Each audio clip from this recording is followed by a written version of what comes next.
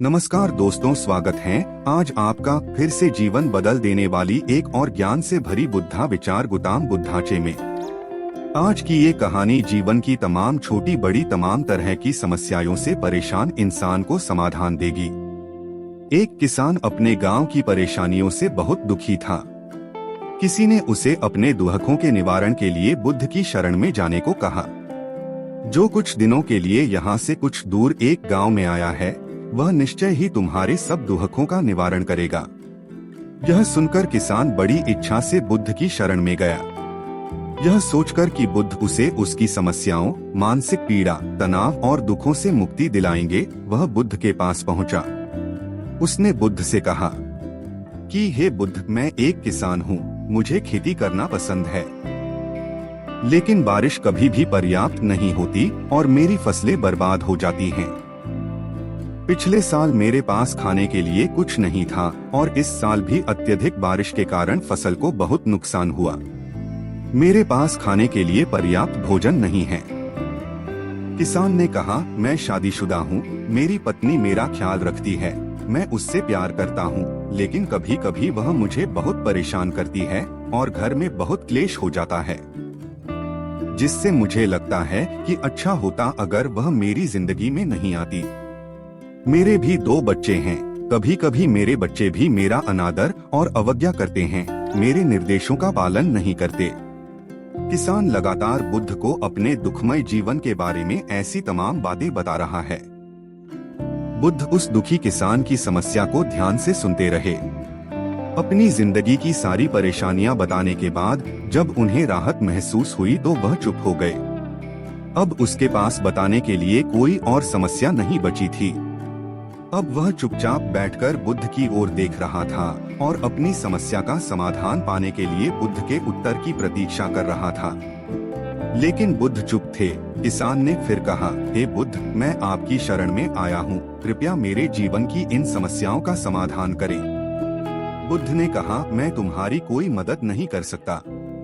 किसान आश्चर्यचकित होकर बोला, अरे, यह आप क्या कह रहे हैं? सब कहते हैं कि आप सबके दुख दूर कर देते हैं, तो क्या तुम मेरी समस्याएं हल नहीं करोगे? इसलिए कि मैं एक गरीब किसान हूँ। बुद्ध ने कहा, मुश्किलें हर किसी के जीवन में आती हैं। जीवन में दुख और परेशानियां आना स्वाभाविक है। व्यक्ति के जीवन में अक्सर उसके कर्मों के अनुसार परिस्थितियां बदलती रहती हैं, जिससे सुख, दुख, निराशा और क्रोध आता है। नए रिश्तों का बनना, पुराने रिश्तों का बिगड़ना, रिश्तों में मिठास और कड़वाहट, ये सब सामान्य है। यह जीवन का हिस्सा है और यह जीवन का चक्र है। हकीकत तो यह है कि हम सभी के जीवन में 83 प्रकार की कठिनाइयां हैं। इन कठिनाइयों का समाधान आप और मैं नहीं कर सकते, कोई नहीं कर सकता।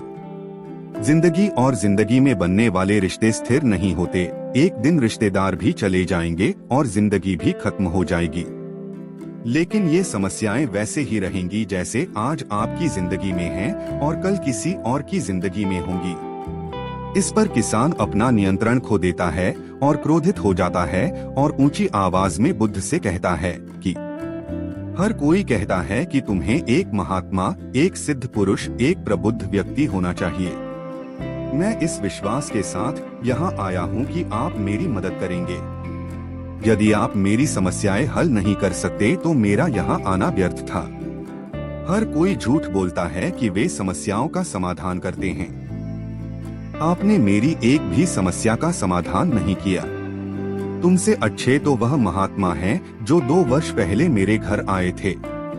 उन्होंने मेरे लिए यज्ञ कराया, दान दक्षिणा दिलवाई और मेरे मन को असीम शांति मिली। कुछ सुख भी बढ़े और कुछ दुख भी कम हुए, लेकिन तुमने मेरी कोई भी समस्या हल नहीं की। तुमने मुझे सीधे तौर पर मना कर दिया। बुद्ध ने कहा, क्या वह सब करने से जीवन के सारे दुख समाप्त हो गए? इतना कुछ करने के बाद भी अब आप इतने परेशान क्यों हैं? अब आप पहले से भी ज्यादा दुखों से घिर गए हैं। तात्पर्य यह है कि जीवन में दुख कभी समाप्त नहीं होते। किसान बोला, तो क्या मैं मान लूं कि तुम मेरी मदद नहीं कर सकते? यदि आप ऐसी छोटी छोटी बातों का समाधान नहीं कर सकते तो आपके उपदेशों का क्या लाभ? बुद्ध ने कहा, मैं तुम्हारी 84वीं समस्या का समाधान तो नहीं कर सकता, लेकिन हाँ, मैं तुम्हारी 84वीं समस्या का समाधान अवश्य कर सकता हूँ। किसान आश्चर्यचकित हो गया और बोला, 84वीं समस्या क्या है बुद्ध? बुद्ध ने कहा, यानी कि तुम अपने जीवन में कोई समस्या नहीं चाहते। आपकी सारी समस्याएं इसी समस्या के कारण उत्पन्न हुई हैं। यदि आप इस तथ्य को स्वीकार कर लें कि जीवन में समस्याएं मौजूद हैं और समस्याएं जीवन का हिस्सा हैं, तो आप जीवन की समस्याओं से विचलित नहीं हो पाएंगे। आप जीवन में आने वाली समस्याओं से विचलित हो जाते हैं क्योंकि आपको लगता है कि आप दुनिया के सबसे दुखी व्यक्ति हैं, जबकि सच्चाई यह है कि हर किसी को अपना दुख सबसे ज्यादा महसूस होता है। लेकिन जिस दिन आप यह समझने लगेंगे कि मेरा कष्ट अन्य लोगों की तुलना में बहुत कम है, उस दिन से कोई भी दुख आप पर प्रभाव नहीं डाल पाएगा। जब तक आप नहीं चाहेंगे कि आपके जीवन में कोई परेशानी न आए और आप हर दुख दर्द से बचे रहें, तो यह संभव नहीं है। ऐसे में छोटा सा दर्द भी आपको बेचैन कर देगा और आपकी मानसिक शांति भंग कर देगा।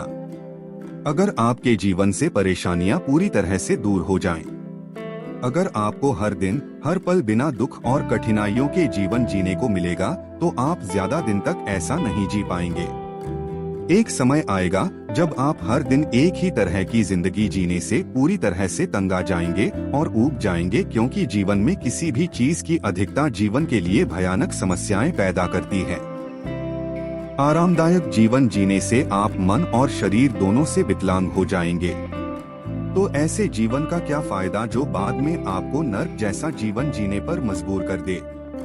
जिस तरह खाना खाने का असली आनंद तभी मिलता है जब बहुत भूख लगी हो, और पानी पीने का असली मजा तभी आता है जब बहुत प्यास लगती है, उसी तरह जीवन के तमाम दुखों और परेशानियों को झेलने के बाद ही खुशी का आनंद मिलता है। इसीलिए जीवन में सुख और दुख अलग अलग रूप में आते रहते हैं।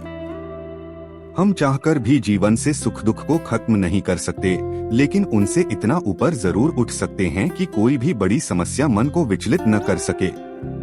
इसके लिए अपने मन को शक्तिशाली बनाएं, धैर्य रखें, प्रतिदिन आध्यात्म का ध्यान करें, ज्ञान बढ़ाओ। यह आपके जीवन की सभी समस्याओं का समाधान है। इसे जीवन की चतुर्मुखी समस्या का समाधान कहा जाता है। महात्मा बुद्ध का यह अद्भुत ज्ञान पाकर किसान संतुष्ट हो गया और उसका मन बिल्कुल हल्का हो गया। मन में जो समस्याएं परेशान कर रही थीं, उनके प्रति जिज्ञासा शांत हो गई। किसान ने अपनी आंखें बंद कर लीं और आनंद का अनुभव करने लगा।